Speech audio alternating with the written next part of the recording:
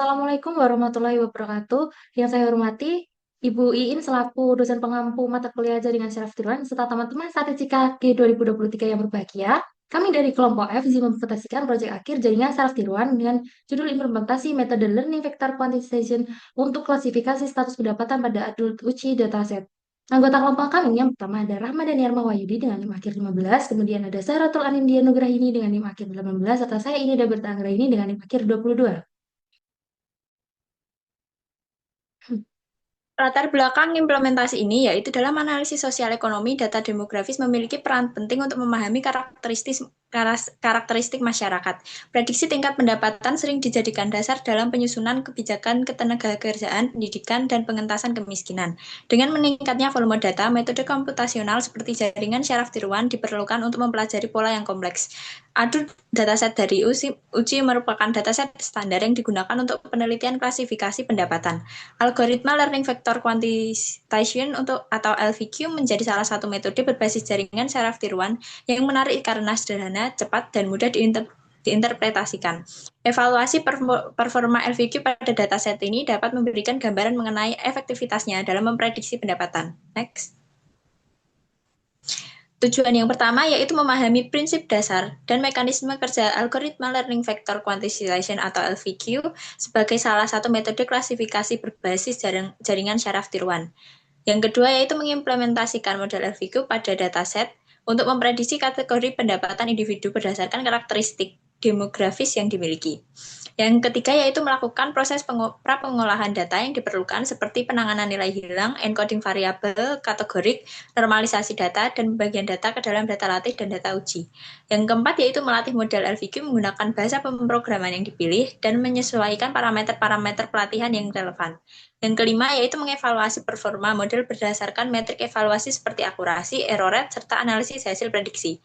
Yang terakhir yaitu menyimpulkan efektivitas metode LVQ dalam menyelesaikan masalah klasifikasi pendapatan pada dataset demografi, serta mengidentifikasi kelebihan dan keterbatasan yang muncul selama proses implementasi. Next. Kemudian pembentukan model CST, model yang digunakan adalah Learning Vector Precision atau LVQ, metode supervisor learning berbasis prototype. LVQ tidak memiliki hidden layer, terdiri dari 14 neuron input dan sejumlah neuron pada competitive layer sebagai prototipe tiap kelas. Kemudian pelatihan dilakukan secara learning selama 200 epoch dengan learning rate awal 0,01 dan learning rate dicai 1% per epoch. Setiap kelas menggunakan 5 prototipe sehingga total 10 prototipe untuk dua kelas, yaitu kelas kurang dari 50.000 dan kelas lebih dari 50.000. Dataset dibagi 80% data latih dan 20% data uji secara stratified untuk menjaga proporsi kelas. Kemudian seluruh fitur dinormalisasikan menggunakan standar scalar agar kontribusi fitur seimbang dan perhitungan cara Euclidean dalam perhitungan cara Euclidean. Kemudian implementasi menggunakan Python dengan pustaka NumPy, Pandas, kemudian Skitlearn dan Matplotlib untuk pelatihan klasifikasi dan evaluasi performa model. Next. Nah, di sini kami akan menjelaskan kode program yang kami gunakan. Mulai dari awal, program itu dimulai dengan memuat dataset Hadoop CSV dan menampilkan ukuran serta nama kolomnya. Nah, selanjutnya, nilai yang hilang dibersihkan dengan menghapus baris yang mengandung NaN. Eh, Sementara variabel kategori diubah menjadi numerik menggunakan label encoder. Untuk menangani outlier, kolom numerik bisa menggunakan metode IKR dan baris dengan nilai ekstrem dihapus. Kemudian, ketidakseimbangan kelas pada target diatasi menggunakan smooth agar distribusi kelas itu seimbang. Kemudian data dibagi menjadi data latih 8% dan data uji 20% secara stratified. Nah, dari sini seluruh fitur dinormalisasi dengan standar scalar agar skala fitur itu seragam. Kemudian model LVQ dilatih dengan jumlah prototipe tertentu, learning rate awal dan 200 epoch. Kemudian menggunakan prototipe ditarik mendekati jika label sama dan didorong menjauh jika berbeda. Setelah pelatihan, kemudian performa model itu dievaluasi menggunakan akurasi, classification report, dan confusion matrix, serta dilakukan analisis pengaruh learning rate terhadap akurasi dan dengan visualisasi grafik.